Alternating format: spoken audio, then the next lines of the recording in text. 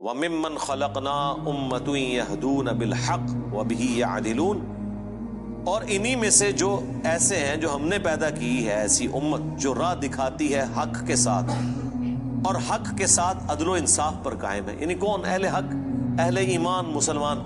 جہاں کوئی اللہ کے ساتھ شرک کر رہے ہیں نا، تو اللہ نے اپنے وہ بندے بھی پیدا کیے ہیں کہ جو توحید بھی اسی طرح بیان کر رہے ہیں. بلکہ میرا تو یار یہ دعویٰ ہے، شرک اتنا شد و مت کے ساتھ لوگوں نے نہیں کیا جتنا لوگوں نے توحید شد و مت سے بیان کی ہے. تو اللہ تعالیٰ ایسے بندوں پر فخر کرتا ہے جو اس کی توحید کو بلند کرتے ہیں. سبحان ربک رب العزت عما یصفون. دیکھیں نا سورہ الصافات میں اللہ نے ایک ایک نبی کا ذکر کیا ہے. یار اللہ کو جو بندے پسند ہیں نا وہ اس کے پیغمبر ہیں. حقیقت بات ہے. اس لیے میں اکثر کہتا ہوں کہ اگر اس کائنات کی سب سے بڑی کوئی دعا ہے نا تو یہ ہے کہ یا اللہ پیغمبر بنا دے. لیکن یہ دعا حرام ہے، کیونکہ پیغمبر کا عہدہ وہبی ہے، کسبی نہیں ہے. وہبی ہے یعنی گاڈ گفٹڈ، کسبی یعنی ایفرٹ پٹ کر کے نہیں آپ حاصل کر سکتے.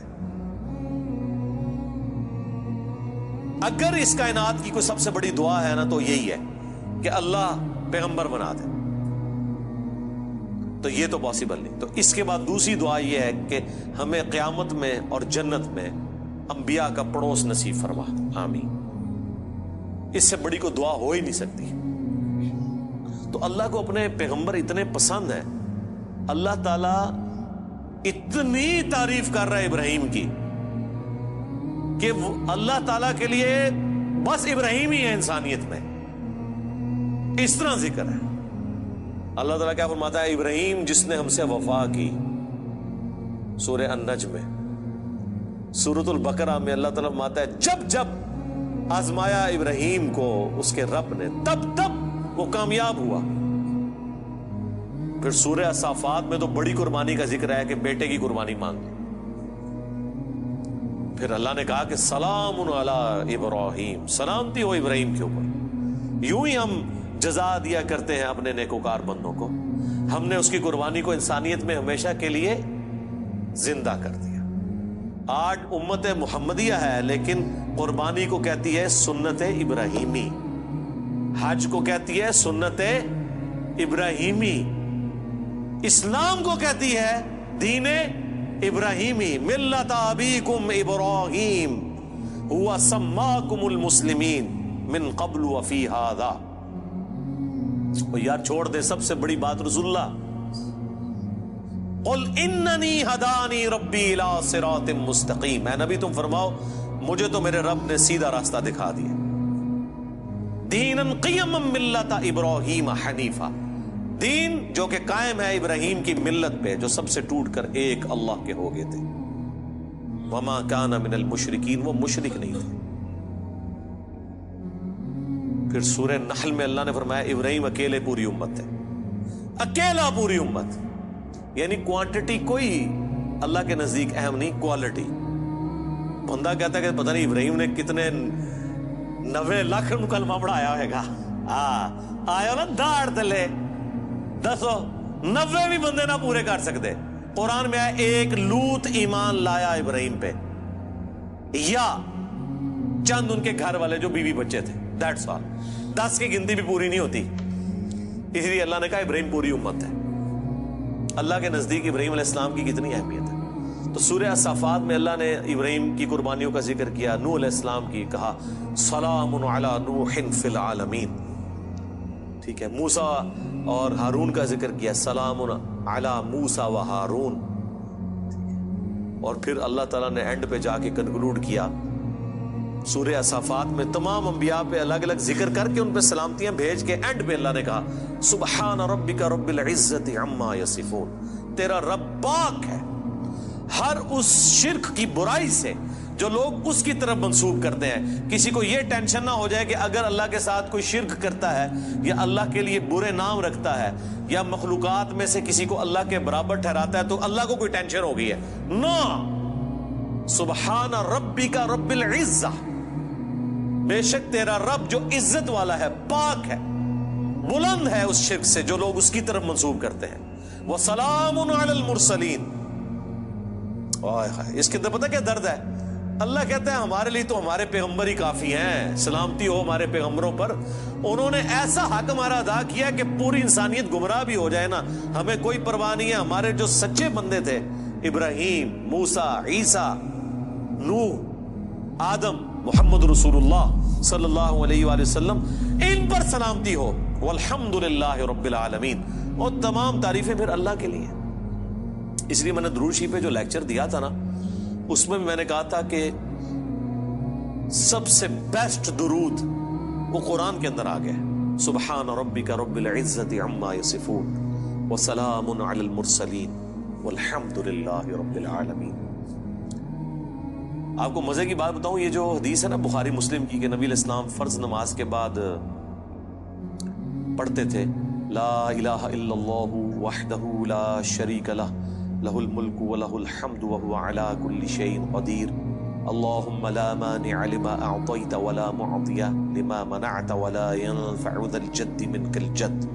بخاری مسلم میں تو اتنی یہ دعا آتی ہے، جو حضرت معاویہ نے خط لکھا تھا تو مغیرہ ابن شعبہ نے یہ وظیفہ بتایا تھا ان کو کہ اللہ کے نبی فرض کی نماز کے بعد یہ پڑھا کرتے تھے۔ لیکن ترمذی میں جب یہ حدیث آتی ہے نا، اس کے ساتھ یہ الفاظ بھی ہیں کہ اس کے بعد حضور پڑھتے تھے سبحان ربک رب العزت عما یصفون وسلام علی المرسلین والحمد للہ رب العالمین۔ یہ قرآن کی جناب فیورٹ ترین آیات ہے۔ مجھے آج بھی یاد ہے، میں 2007 میں حج کیا تو 2007 کے اندر 2 حج آئے تھے، ایک جنوری کے مہینے میں اور ایک دسمبر میں، 18 دسمبر کو آیا تھا۔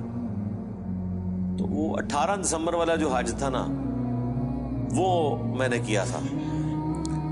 تو میدان عرفات میں اس ٹائم تو ظاہر ہے ہم نئے خود ابھی رائے حق کے مسافر تھے، ابھی تو پتہ ہی نہیں تھا کہ اللہ نے کتنا بڑا کام لینا ہے، میں نے تو ابھی کوئی ویڈیو ریکارڈنگز بھی شروع نہیں کی تھی۔ تو میدان عرفات میں مجھے آج بھی یاد ہے، میں جب دعائیں کر رہا تھا نا، تو مجھے ایک چیز جو میرے دل میں غم کے طور پہ تھی کہ دنیا کتنی شرک میں ڈوبی ہوئی ہے، اور پیغمبر دنیا میں آتے ہیں، کوشش کرتے ہیں، ایفرٹ پٹ کر کے چلے جاتے ہیں، لیکن پھر بھی ہدایت جن کی نصیب میں ہے وہ حاصل کرتے ہیں جو ایفرٹ پٹ کر رہے ہوتے ہیں۔ تو اللہ تعالیٰ نے اتنی بڑی کائنات بنائی، اتنی مخلوقات پیدا کی، لیکن اینڈ رزلٹ یہ نکلا ہے۔ دنیاوی طور پہ تو ہم اسے ناکامی سمجھ رہے ہیں نا کہ اتنے بندے پیدا کیے تو وچوں جڑے کم دے بندے نے وہ چند ہی کی نکلے نے، باقی تو سارے فارغ ہو گئے، ٹھیک ہے۔ تو اب دنیاوی اعتبار سے تو ہم شاید اسے کریٹر کی کمزوری سمجھ رہے ہیں، لیکن اللہ تو بے پرواہ ہے، اللہ کو تو کوئی فرق نہیں پڑتا، سارے جہنم میں چلے جائیں، سارے جنت میں چلے جائیں، اللہ کو کوئی پرواہ۔ تو اس کے اوپر میں بہت زیادہ ایمفسائز کر رہا تھا اور میں بڑا پریشان تھا۔ تو اس وقت اچانک جو ہے نا اللہ تعالیٰ انسان کو چیز یاد دلواتا ہے نا، تو مجھے اللہ تعالیٰ نے میرے دماغ میں یا میرے دل میں یہ چیز ڈالی کہ سبحان ربک رب العزت عما یصفون، تمہارا رب پاک ہے جو عزت والا ہے ہر اس شخص کی برائی سے جو اس کے ساتھ شرک کو منسوخ کرتا ہے۔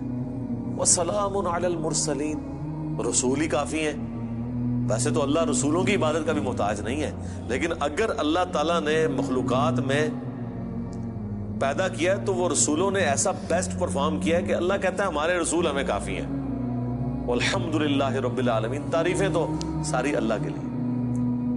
تو میں نے پھر اس وظیفے کو ہمیشہ حرز جان بنا کے رکھا ہے۔ میں ہمیشہ کوشش کرتا ہوں کہ میں اپنی ہر نماز کی پہلی رکعت میں یہ سورہ فاتحہ کے بعد پڑھوں، سبحان ربک رب العزت عما یصفون وسلام علی المرسلین والحمدللہ رب العالمین۔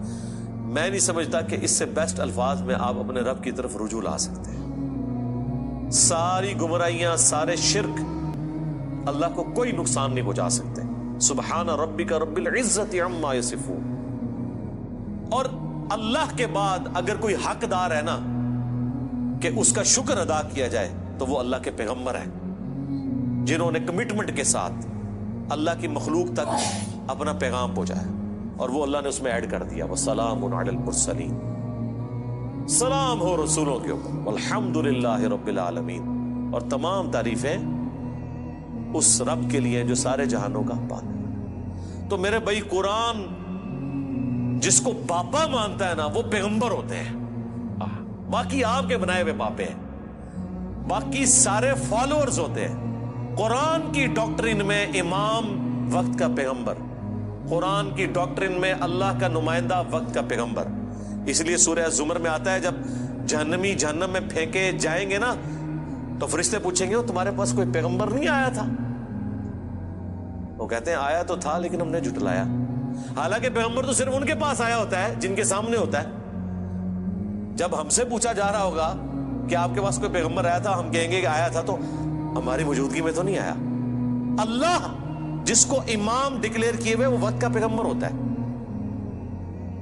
چاہے آپ نے اسے دیکھا ہے یا نہیں دیکھا، آپ اس کی زندگی میں ہیں یا نہیں ہیں۔ آپ کے لیے جس کو اللہ نے پیغمبر بنایا نا، اللہ نے آپ کو اس کے ریفرنس سے، اور یہی قرآن میں ہے کہ ہر شخص کو اس کے امام کے ساتھ اٹھایا جائے۔ ٹھیک ہے جی، اللہ تعالیٰ سے دعا ہے جو حق بات میں نے کہی ہمارے دلوں میں راسخ فرمائے، جو کوئی غلط بات میرے منہ سے نکل گئی اللہ تعالیٰ دھو ڈالے، معاف فرما دے۔